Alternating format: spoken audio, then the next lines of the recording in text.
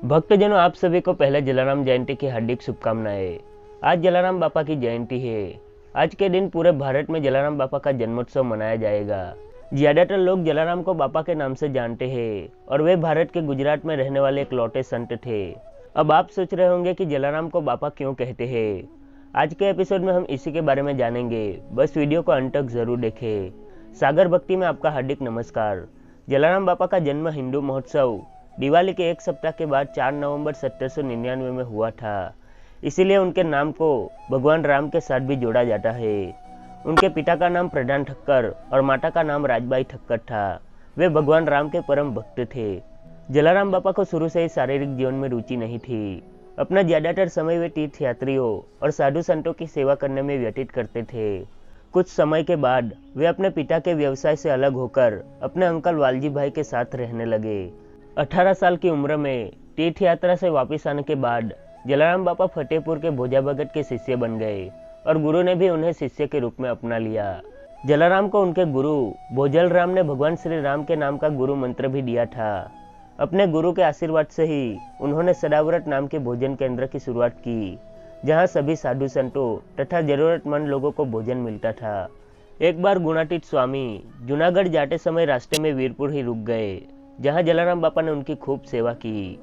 जलाराम बापा की इसी सेवा से स्वामी काफी खुश हुए और उन्होंने जलाराम को आशीर्वाद दिया कि भारत में उनके नाम को सदैव याद रखा जाएगा तथा भविष्य में वीरपुर गांव एक तीर्थ धाम के रूप में पहचाना जाएगा। जल्दी ही उनकी प्रसिद्धि दिव्य ज्योति के रूप में देश भर में फैल गई। इसके बाद जो भी वीरपुर आता था उसे बिना किसी भेदभाव के जलाराम बापा के द्वारा खाना मिलता था।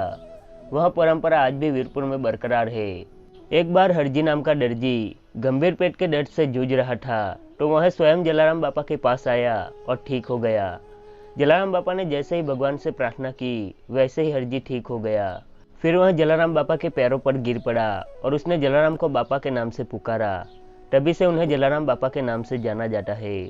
तभी से उनकी प्रसिद्धि आग की तरह देश भर में फैलने लगी और लोग अपनी मुश्किलों का हल और परेशानियों को दूर करने के लिए उनके पास आते थे। जलाराम बापा हमेशा भगवान राम को प्रार्थना करते और चमत्कार हो जाता था। हिंदू और मुस्लिम दोनों ही धर्म के लोग उनके शिष्य बन चुके थे।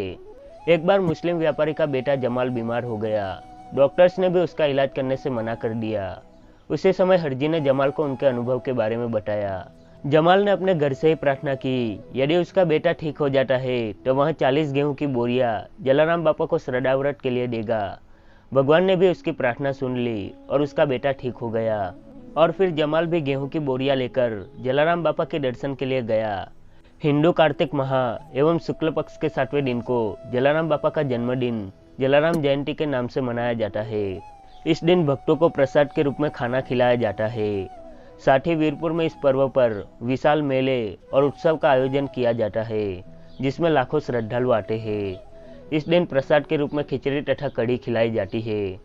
जलाराम जयंती का आयोजन जलाराम मंदिर में किया जाता है, जो भारत में जगह जगह पर बने हुए हैं। जलाराम बापा की मूर्ति को एक हंसते हुए आदमी की तरह बनाया गया है, जिसके हाथों में एक डंडा और सफेद पगड़ी और धोती कुर्ता पहने हैं।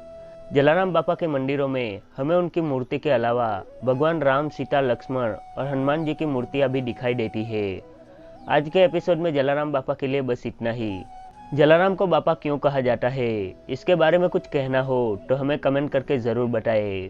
और वीडियो पसंद आया हो तो लाइक करें तथा अपने मित्र और परिवार के साथ शेयर करें।